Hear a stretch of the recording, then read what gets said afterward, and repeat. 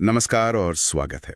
आज हम भारत में पेंशन योजनाओं के अहम, काफी गर्मागर्म और उलझे हुए मुद्दे पर बात करेंगे। जी हाँ। हम खास तौर पर पुरानी पेंशन योजना यानी ओपीएस और जो नई व्यवस्थाएं हैं, खासकर ये प्रस्तावित यूनिवर्सल पेंशन सिस्टम यूपीएस, इनके बीच जो टकराव चल रहा है ना, उसे समझने की कोशिश करेंगे। बिल्कुल। आज का मकसद है, और खासकर यूपीएस को लेकर उनकी जो तीखी आलोचना है उसे थोड़ा गहराई से समझें। तो चलिए जरा इस मामले की तह तक चलते हैं। बिल्कुल। और ये समझना भी मुझे लगता है जरूरी है कि पेंशन का मुद्दा आजकल इतना सुलझ क्यों रहा है। आखिर ये हर कर्मचारी के भविष्य की सुरक्षा और दूसरी तरफ आप देखें तो सरकार की माली हालत, उसके बीच संतुलन साधने की एक कोशिश है। सही बात है। लोगों की जिंदगी भर की बचत और बुढ़ापे का सहारा इससे जुड़ा है, तो जाहिर है बहस तो तेज होगी। हाँ, और यूपीएस यानी ये जो यूनिवर्सल पेंशन सिस्टम है, ये पिछले दशक का सबसे बड़ा जुमला है, या कहें कि धोखाधड़ी। बाप रे। क्या है कि सरकार ने हाल ही में अपना योगदान 14% से बढ़ाकर 18.5% कर दिया है। अब कुछ लोग इसे शायद अच्छा कदम मान रहे होंगे, लेकिन जरा खोलते हैं इस दावे को। देखिए, यहाँ दिलचस्प ये है, वो हिसाब लगाते हैं कि एक कर्मचारी अगर मान लीजिए 25 साल या उससे ज्यादा नौकरी करता है तो वो अपनी तनख्वाह का 10% हर महीने जमा करता है। हाँ, 10%। अब यहाँ वो चक्रवृद्धि ब्याज की ताकत यानी पावर ऑफ कंपाउंडिंग का जिक्र करते हैं। अच्छा। आज भी आगे ब्याज कमाना शुरू कर देता है। हाँ, बिल्कुल। कि 25 सालों में कर्मचारी का ये जो 10% योगदान है, इसी चक्रवृद्धि ब्याज के असर से वो इतना बढ़ जाता है कि उसकी पेंशन यानी रिटायरमेंट पर मिलने वाली आधी तनख्वाह 50% ऑफ बेसिक पे उसका खर्चा उठाने के लिए काफी होता है। अच्छा, मतलब उनका कहना है कि कर्मचारी जो पैसा जमा कर रहा है वो ब्याज लग कर इतना हो जाता है कि उसकी पेंशन का इंतजाम हो जाए। हाँ, कि सरकार जो ये 18.5% योगदान देने की बात कर रही है वो दरअसल भ्रामक है। भ्रामक कैसे? उनका मानना है कि इससे सरकार पर असल में कोई अतिरिक्त बोझ नहीं पड़ रहा जैसा दिखाया जा रहा है। अनिवार्य रूप से कि कर्मचारी एक तरह से अपनी पेंशन का खर्चा खुद ही उठा रहा है और ये सरकारी योगदान सिर्फ एक दिखावा है। अरे, ये तो वाकई चौंकाने वाली बात है।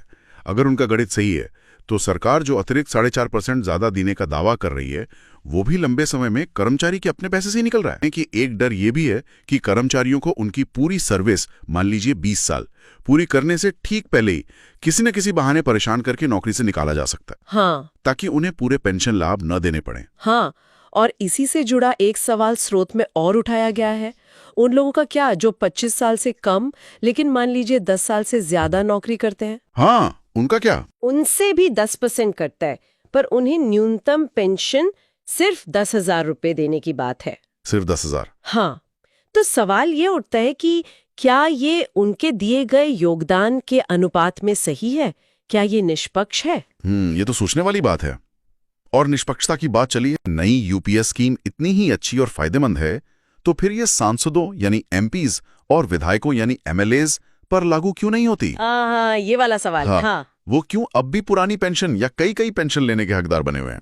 देखिए, उठाए गए निष्पक्षता के इस पहलू पर गौर करना जरूरी है। ये सवाल सीधे सीधे पॉलिसी लागू करने में जो दिखाई देने वाला भेदभाव है ना, उसकी तरफ इशारा करता है। बिल्कुल। उनका तर्क ये है कि जो लोग नियम बना रहे हैं वो खुद को उन नियमों के दायरे से बाहर क्यों रख रहे जो वो बाकी सबके लिए बना रहे। सही बात है। ये अक्सर सार्वजनिक बहसों में एक बहुत संवेदनशील मुद्दा बन जाता है। लोगों को लगता है कि भाई नियम तो सबके लिए बराबर होने चाहिए, है ना? बिल्कुल। अब देखिए, इस चर्चा में एक और कड़ी जोड़ते हैं जो काफी गंभीर है। अच्छा। है कि उनका मानना है कि नई पेंशन योजनाओं में पेंशन की सुरक्षा कम होने का एक नतीजा ये हो रहा है कि सरकारी अधिकारियों में भ्रष्टाचार बढ़ रहा है। ओह, ये तो एक अलग ही एंगल है। हाँ, स्रोत के अनुसार उनका तर्क ये है कि जब अधिकारियों को लगता है कि रिटायरमेंट के बाद उनके पास पर्याप्त आर्थिक सहारा नहीं होगा तो वो अपना भविष्य सुरक्षित करने के लिए शायद रिश्वत लेने या गलत तरीके अपनाने की तरफ बढ़ सकते हैं। मतलब पेंशन की चिंता उन्हें गलत काम करने पर मजबूर कर सकती है। स्रोत में वो यही दावा कर रहे हैं। ये दावा आप देखें तो पेंशन की बहस को सिर्फ आर्थिक गणित से निकालकर शासन, नैतिकता और सामाजिक असर के बड़े दायरे में ले जाता है। ये तो बहुत बड़ा आरोप है।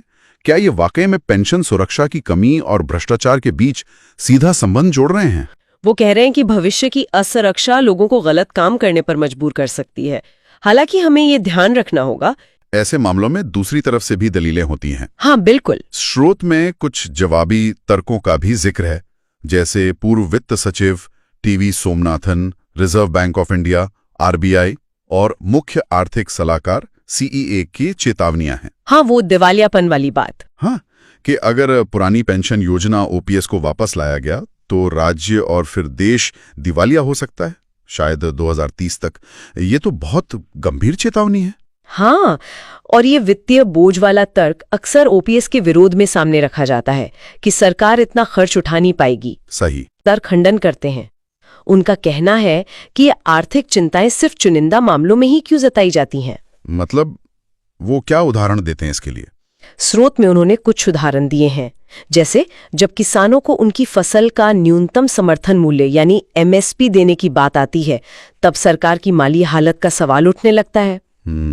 या फिर जब अग्निवीर योजना लाई जाती है, जिसमें युवाओं को सिर्फ 4 साल की नौकरी के बाद बिना पेंशन के बाहर कर दिया जाता है, तब भी आर्थिक बोझ का हवाला दिया जाता है। अच्छा, और स्रोत में इसकी तुलना बड़े कॉर्पोरेट घरानों को दी गई कर्ज माफी से की गई है। शायद कोई 14 लाख करोड़ रुपए का जिक्र है। बिल्कुल, स्रोत में ये तुलना की गई है। बाप रे, 14 लाख करोड़। हाँ, साथ ही अमीरों और प्रभावशाली लोगों को मिलने वाले फायदों का भी जिक्र है, जिसमें अनिल अंबानी और राफेल सौदे जैसे संदर्भ दिए गए हैं।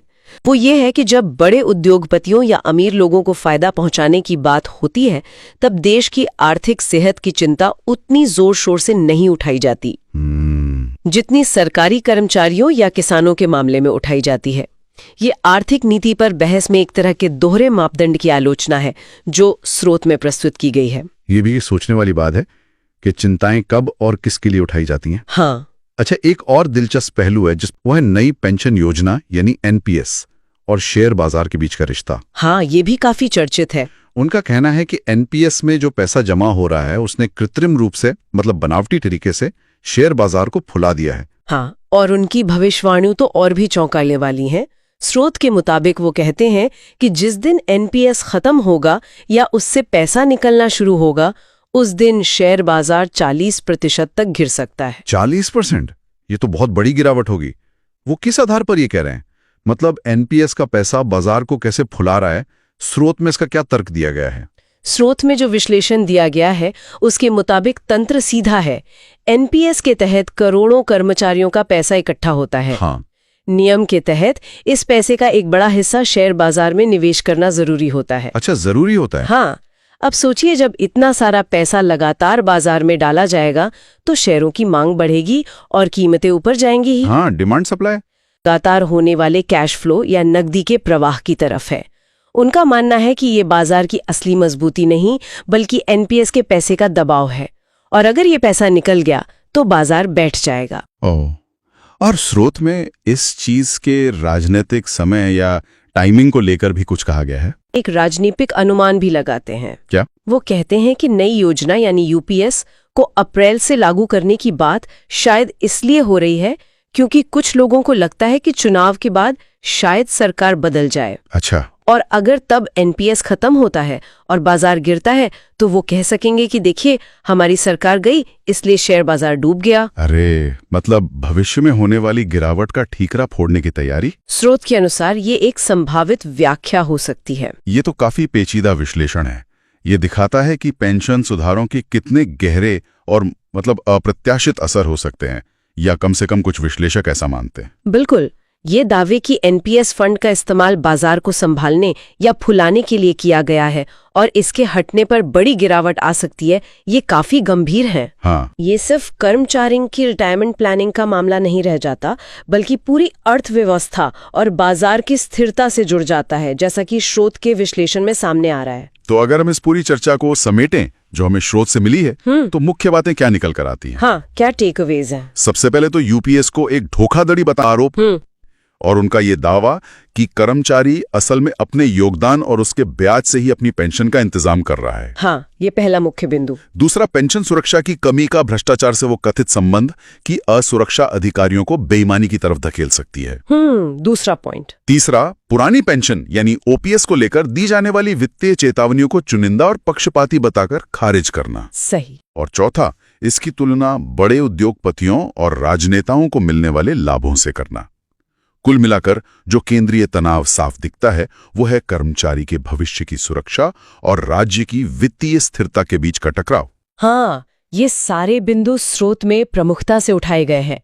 और इस सारी बातचीत से एक आखिरी विचार और उभरता है जिस पे शायद सीधे तौर पर उतनी बात नहीं हुई। क्या? कौन सा विचार? है वाकई मजबूत है कि कर्मचारी अपने ही योगदान के चक्रवृद्धि ब्याज से अपनी पेंशन का पूरा खर्चा उठा रहा है, कम से कम 25 साल की सर्विस में। हाँ। तो ये पेंशन शब्द की परिभाषा पर ही सवाल खड़ा कर देता है ना। मतलब किस तरह का सवाल? सवाल ये कि क्या हम इसे वाकई पेंशन कह सकते हैं?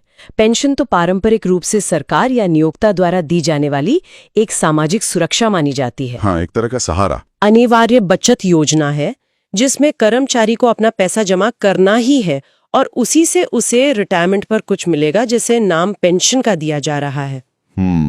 अगर कर्मचारी खुद ही अपनी पेंशन फंड कर रहा है तो पेंशन का असली मतलब क्या रह जाता है? ये तो सोचने वाली बात है। हाँ, ये सोचने के लिए एक अहम नुक्ता है कि हम इन वित्तीय व्यवस्थाओं को कैसे परिभाषित करते हैं और उनका कर्मचारियों और सरकार के लिए असल में क्या मायने हैं। ये एक ऐसा सवाल है जो स्रोत सामग्री से उठता है और हमें सोचने पे मजबूर करता है।